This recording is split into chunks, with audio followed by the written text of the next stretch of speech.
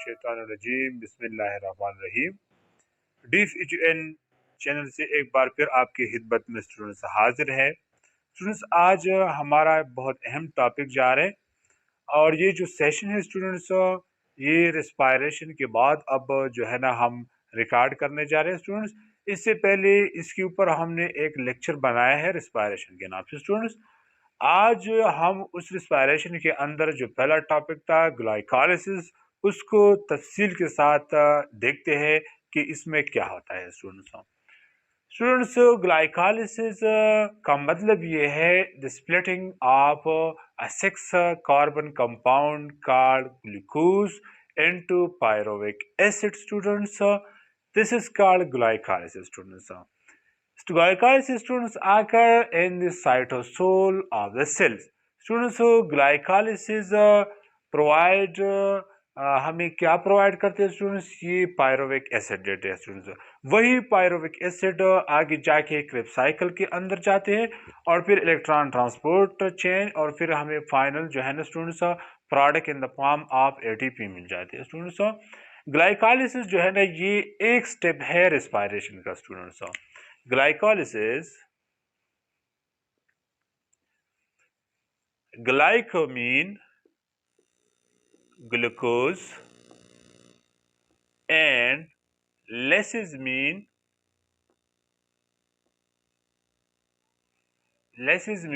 splitting.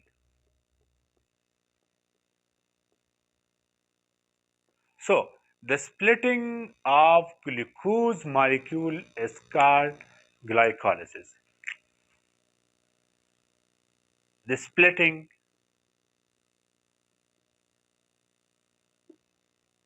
or breakdown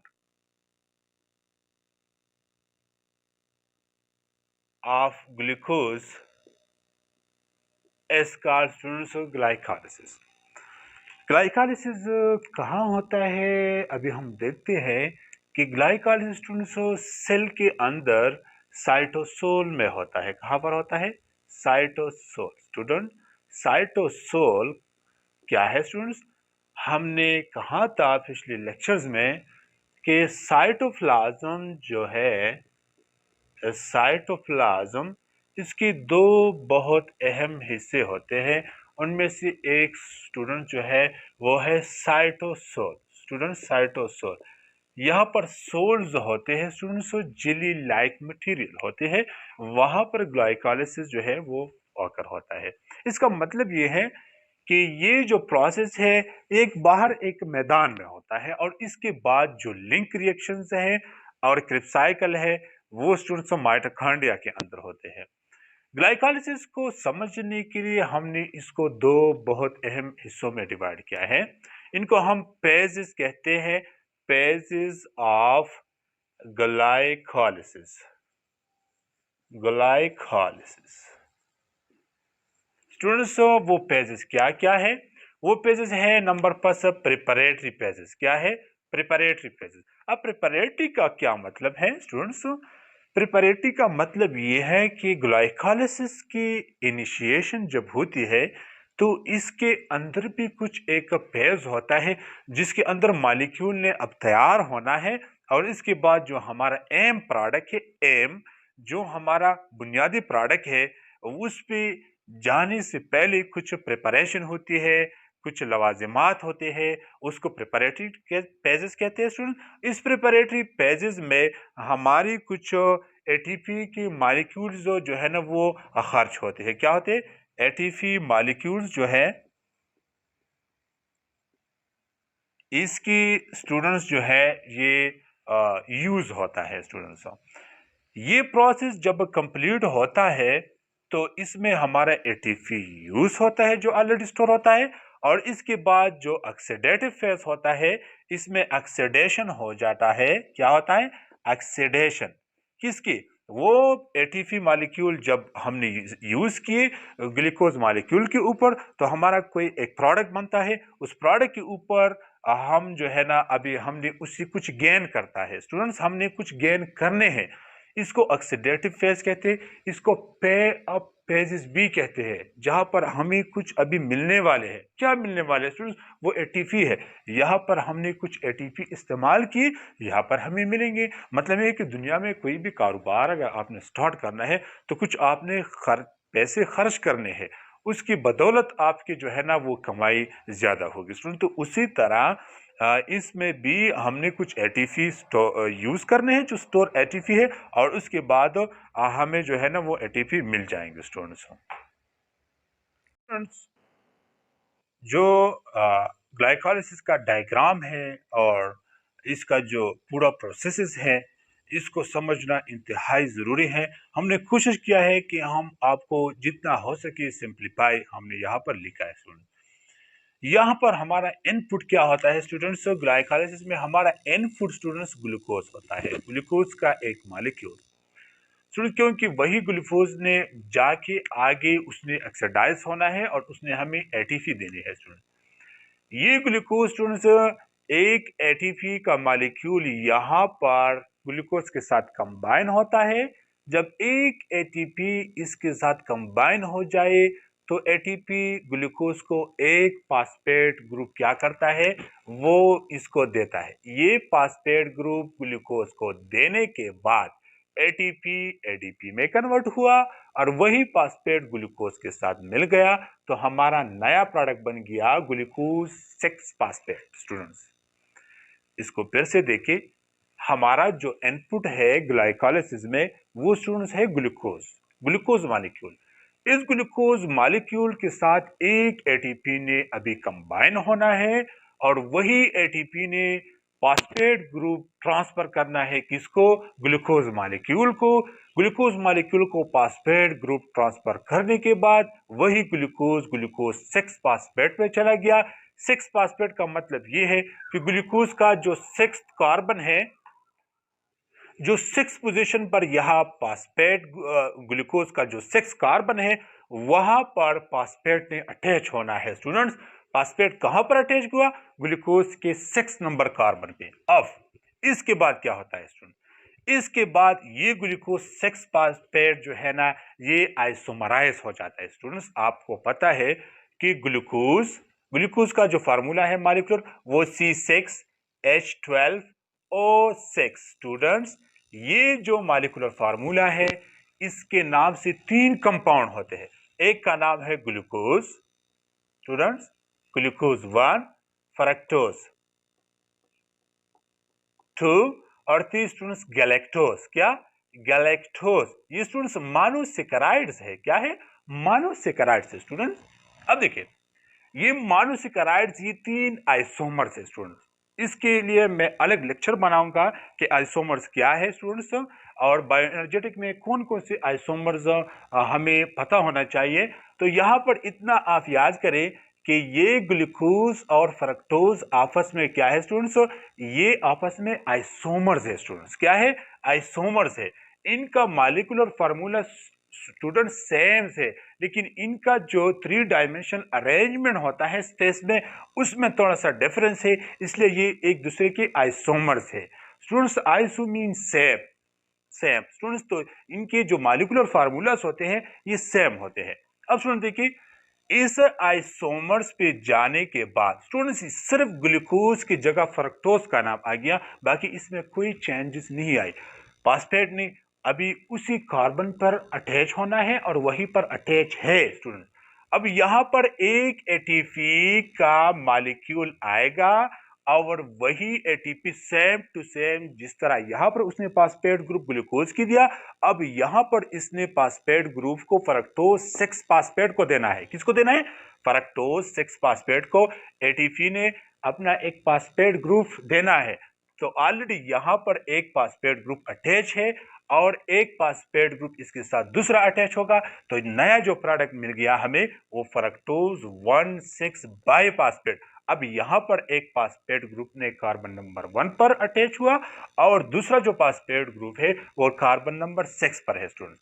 अब इसके बाद क्या होता है स्टूडेंट्स? इसके बाद हमारे पास 2 मॉलिक्यूल अहम बनते हैं स्टूडेंट्स। उनमें से एक का नाम है ग्लाइसिरल्डिहाइड 3 फास्फेट और एक दूसरा नाम है जो कि यहां पर मैंने मेंशन नहीं किया, फ्रक्टोज 1,6 बाइफॉस्फेट ने अब 2 मॉलिक्यूल में डिवाइड होना है स्टूडेंट। दूसरे का नाम है डाई हाइड्रोक्सी एसीटोन। क्या है? Di hydroxy acetone student.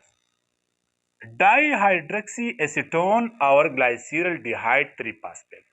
अब हमने डाईहाइड्रोक्सी एसीटोन को स्टडी नहीं करना है, हमने ग्लाइसिरल डिहाइड 3-फॉस्फेट को स्टडी करना है, क्योंकि सेम यहाँ पर 2 पाथवेज बनते हैं। इसका मतलब है कि एक ग्लूकोज मॉलिक्यूल के लिए यहाँ पर 2 पाथवे है। हमने एक पाथवे को उठाना है और इसको तफसील से स्टूडेंट्स देखना है। स्टूडेंट्स यहाँ पर मैं डाईहाइड्रोक्सी एसीटोन को रिमूव करता हूँ ताकि आपके लिए परेशानी का बास ना बने स्टूडेंट्स। अब इधर देखिए स्टूडेंट, ग्लाइसिरल डिहाइड 3-फॉस्फेट यहां पर आ गया, तो यहां पर ऑलरेडी NAD मौजूद है स्टूडेंट। नाइको एडेनिमाइन यहां पर मौजूद है स्टूडेंट, डाई न्यूक्लियोटाइड है ये।